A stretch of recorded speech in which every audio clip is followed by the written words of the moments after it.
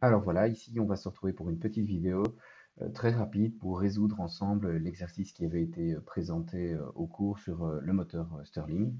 Alors ici vous voyez, c'est l'énoncé qui vous avait été donné. Ce qui est très important dans un premier temps, c'est de bien lire ici, tiens, de 1 à 2, j'ai une compression isotherme, puis après j'enchaîne avec un réchauffement isocore, une détente isotherme, un refroidissement isocore. Pour rappel, isocore, ça veut dire qu'on ne change pas le volume. On va demander de dessiner le cycle dans un diagramme PV, de calculer quelle est la masse qui parcourt le cycle et ensuite de compléter un tableau. Alors ici, ben, si on doit juste regarder, tiens, comment je dois dessiner dans le diagramme PV la compression isotherme. Donc pour rappel, le diagramme PV, en fait, je vais utiliser ceci ici. Donc dans le diagramme PV, c'est P qui est ici sur l'axe des ordonnées et V qui est sur l'axe des abscisses. Alors ici, quand on demande ce genre de choses, c'est juste le tracé à main levée, hein, donc pas besoin de vraiment connaître tiens, quelle est la pression, où est-ce que je vais mettre mon 50. Quand on dit esquisser, donc c'est sans grandeur apparente. Alors de 1 à 2, c'est une isotherme. Et donc, dans une isotherme, comment sont liés P et V? Alors pour rappel, on va repartir de l'équation des gaz parfaits. Et donc, PV est égal à M RS, donc le R spécifique fois T. Hein, et donc, en fait, bah, si T est une constante, P et V est une constante, et donc on va en fait avoir une forme qui est P est égal à constante sur V, qui est en fait la forme de Y égale 1 sur X. Et donc ça, c'est une forme ici de parabole. Alors on sait que on va avoir une température constante et on nous dit que c'est une compression, donc la pression va augmenter. Donc en fait, on peut tracer notre parabole. Et on sait qu'on va aller dans ce sens-là. Donc on va aller de 1 vers 2. Ok. Alors la deuxième transformation de 2 vers 3, eh bien on sait que à ce moment-là, on nous dit que c'est un réchauffement isocore. Ah, une isocore, c'est quoi? C'est une verticale. Et donc on sait que on va se placer sur une ligne ici. On va dire, bah, j'étais un peu loin, donc je vais revenir. Le point 2. Hop, on va se placer ici sur une ligne verticale. Ok. Et je vais donc avoir, bah, ça j'ai tracé ma verticale, est-ce que je vais vers le haut ou vers le bas? Eh bien en fait ici c'est un réchauffement isocore. Ah ben si c'est un réchauffement, ça veut dire que ma pression va continuer à augmenter et donc mon point 3 sera quelque part ici. Ok, et donc ce que j'avais dessiné ici en dessous ne me sert plus à rien. Hop. Ok, pourquoi? Ben parce que donc quand je vais échauffer quelque chose qui est isocore, donc ça veut dire que ça va être un volume qui est constant. Ben, si je réchauffe du gaz dans un volume qui est constant, eh bien la pression va augmenter parce que le gaz va avoir tendance à se dilater, mais comme le volume est fixe, eh bien c'est la pression qui va augmenter.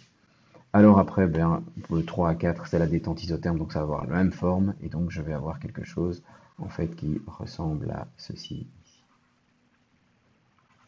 Ok, donc ça c'est pour esquisser. Alors après, on peut réfléchir justement sur quelle est la masse qui est à l'intérieur. Bien, on repart de l'équation des gaz parfaits ici, hein, le PV égale mRST, et donc en fait c'est M est égal à PV sur RS fois T.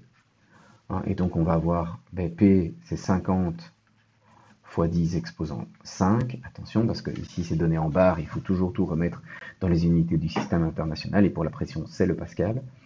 Alors on va le prendre à l'état 1, hein, 50 fois, alors le volume c'est 1 fois 10 moins 3, divisé par RS. Alors RS pour rappel c'est quoi? C'est 8,3145 divisé par la masse molaire.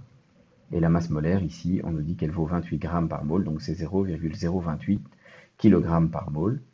Hein, et si on prend juste la valeur de ceci ici, donc ça, ceci ici, la valeur, si on calcule juste ça, parce que ça se sera utile pour la suite, eh bien c'est 296,9.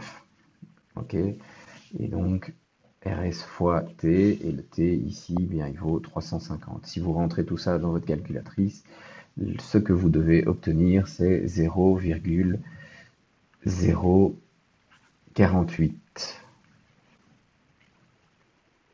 Ok. J'ai dit 48, mais j'écris 45. Hop. 0,48.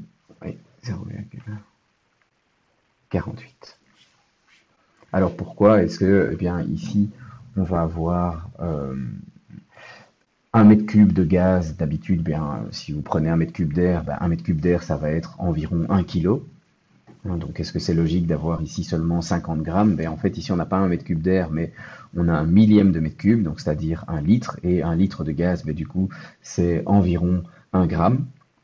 Ici, il est à 50 bars, et donc, est-ce que c'est logique? Ben oui, surtout s'il est à température constante, on va en avoir environ quelque chose qui est 50 fois plus dense, et donc 1 gramme fois 50, on se retrouve environ à 50 grammes de gaz. Donc, effectivement, tout ça a l'air relativement logique. Ok? Alors ici, qu'est-ce que je vais avoir pour ma première? Maintenant, je vais essayer de compléter mon tableau de transformation. Hein, et donc ici, ben, de 1 à 2, je dis j'ai une compression isotherme. Comment je vais faire pour compléter ceci? Ah, eh bien, compression isotherme, à nouveau, on se dit, ben, tiens, j'avais dit tout à l'heure, c'est PV égale M RS T. Ben, vous pouvez, vu que vous avez M, RS et T, vous pouvez commencer à dire, ok, ben, ça, cela, ça va être constant et autres, mais il y a une manière plus simple de passer tout ça, ben, c'est de dire qu'en fait, bien, comme ceci est constant, ce que j'ai en fait une isotherme, on dit aussi que la transformation c'est P1V1 est égal à P2V2. Ok, et donc en fait ici P2 est égal à P1 fois V1 sur V2. Okay, V1 sur V2 vaut 2, et donc on va avoir P2 qui vaut P1 fois 2, et donc on aura P2 qui vaut ici 100. Ok, donc qu'est-ce que je peux aussi regarder? Ici de 2 à 3, j'ai un réchauffement qui est isochore. Ah ben isochore, ok, ici je calcule ici, oui, de 2 à 3, c'est toujours une isochore, et donc j'ai 0,005. Ah, mais je vois en fait aussi que de 4 à 1, c'est également une isochore, donc en fait j'ai juste deux niveaux de volume ici, et donc en fait en 4, c'est le même volume qu'en 1, et donc j'ai 0,001 également ici aussi. Ok, alors de 2 à 3, donc je disais de 2 à 3, j'ai un réchauffement qui est une isochore, et donc une isochore c'est V égale constante, et de la même manière qu'on avait dit, mais tiens, PV égale MRST, comment je peux le transformer, etc. Eh bien en fait, si V est une constante, eh bien je peux réécrire ce PV, je peux dire bien que V fois M fois RS, c'est une constante. Et qu'est-ce qu'elle vaut cette constante? Elle vaut également du coup, eh bien dans ce cas-ci, c'est P, enfin c'est T sur V. Ok? Enfin ici c'est V sur MRS. Et donc TV, donc c'est T sur V est égal à une constante. Et donc ici ce qu'on va... T sur... Je m'embrouille, excusez-moi. Donc c'est T sur P est égal à une constante. Quand on a V constante, c'est T sur P est égal à une constante. Et donc, ce que je peux écrire ici, ce que je cherche, eh bien, c'est P3 est égal à P2 sur T2 fois T3. Ok, et donc, ici, je vais reprendre mon 100 que je multiplie par 800 sur 350, ce qui vaut un peu plus que 2, et ça me donne en fait une pression de 228,6 bars. Ok.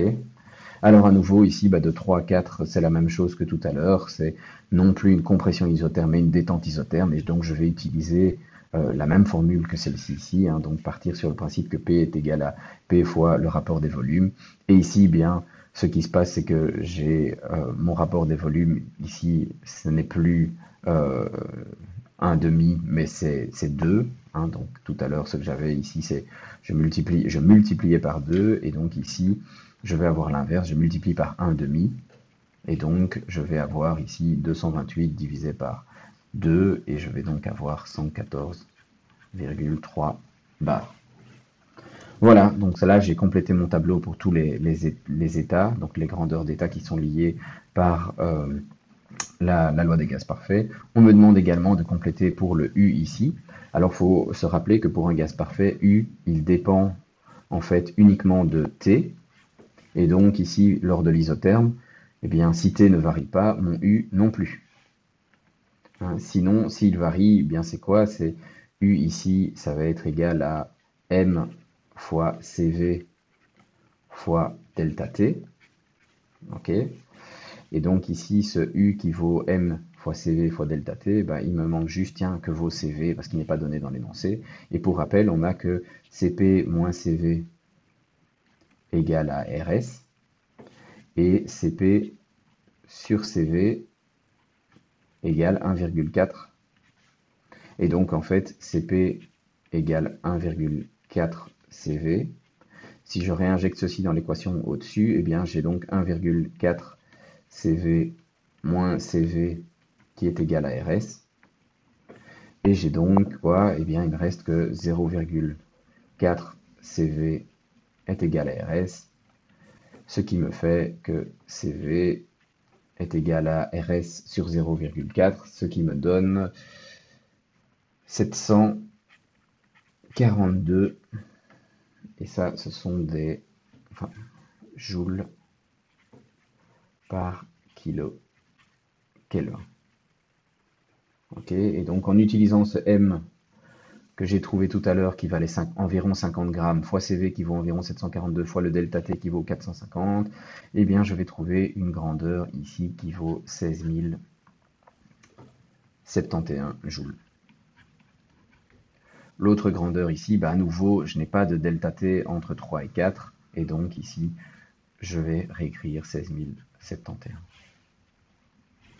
Donc en fait ici on peut revenir sur l'énoncé pour regarder ce qui nous était également demandé. Donc on nous demande de calculer la chaleur cédée lors de la compression isotherme à la source froide. Alors comme c'est une compression qui est isotherme, on va repartir en fait de l'équation du travail moteur qui est Wm est égal à delta U moins Q.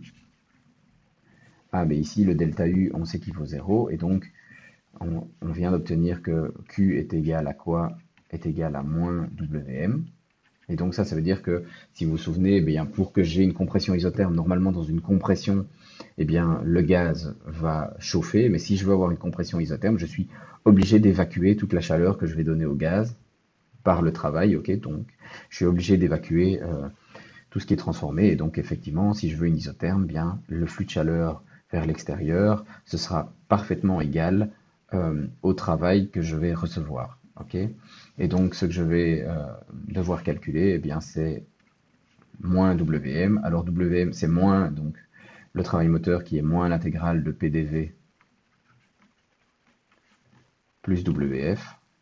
Enfin, mais ici, on va négliger le Wf. Okay, et donc, moins l'intégrale de PDV, ça va me donner que le travail moteur, le Q est égal à l'intégrale de PDV. Alors ici, ce qui m'intéresse, c'est le flux de chaleur total, et donc je vais le prendre en massique. Donc c'est grand Q est égal à l'intégrale de P d grand V. Ok, et alors ici, ben, comment je vais faire pour intégrer ceci? Je vais à nouveau me baser sur PV est égal à M RS T. Et donc cette équation du travail moteur, ça va me donner P est égal à M RS T sur V. Alors ici, quand je veux intégrer, eh bien, je peux sortir tout ce qui est constante. M, c'est une constante. RS, c'est une constante. On est dans une isotherme, donc T est une constante. Et il me restera donc à intégrer dV sur V. Enfin, donc 1 sur V dV. Et donc ça va me donner le Q est égal à M RS T ln de V2 sur V1. Okay, et la valeur pour ceci, comme ça vous avez les grandeurs chiffrées, c'est égal à moins 3465,7 pour le flux de chaleur grand Q. Joule. Alors ici, ce qu'on nous demande également, c'est calculer la puissance de la machine si la vitesse de rotation est de 1500 tours par minute. Ah ben donc là, on va regarder, tiens, qu'est-ce que j'ai comme puissance de la machine? Alors, ici, pour la puissance de la machine, ce dont je vais avoir besoin, c'est quoi? Eh bien, c'est de calculer le travail moteur qui est effectué. Et quand est-ce qu'il est effectué? Donc, quand j'ai quatre transformations ici. La compression, ça va me demander du travail. Le réchauffement isochore et le refroidissement isochore, eh bien, ça, c'est des dV qui valent 0, donc je n'ai pas de travail moteur. Et par contre, la détente isotherme, c'est là que mon gaz va venir pousser sur le piston et va produire un travail. Okay, donc le travail total de mon cycle, ça va être celui de la détente, donc ce que je vais produire à la détente, plus ce que je vais consommer à la à la compression. Alors à la compression, on vient juste de la voir, eh bien, c'est l'opposé de Q et donc c'est WM, on vient juste de le calculer et ça vaut donc 3465. Pour l'autre, donc ça c'est WM 1, 2. Et si je dois calculer WM qui est du coup de 3 à 4, c'est une détente isotherme, donc j'applique exactement la même formule qui est M RS T fois ln de, ici ce sera V4 sur V3. Ok, et donc V4 sur V3, en fait, c'est exactement la même valeur que V1, enfin V2 sur V1. Ok. Euh,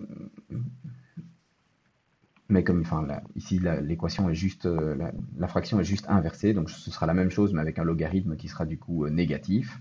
Et donc, en fait, la seule chose ici, c'est que je vais avoir exactement le même travail, mais comme je n'ai plus, en fait, une température qui est de 350, mais une température de 800, eh bien, je vais avoir le même travail avec un rapport de 800 sur 350, ce qui va me donner moins 7921 joules. Et ça, à chaque fois, en fait, ça, c'est joules par cycle. Ici, pareil, joules par cycle. Et donc, quelle va être la puissance de ma machine? Eh bien, la puissance de ma machine, donc je vais calculer le travail total. Donc, le travail total, ça va être égal à moins 7921 plus 3465.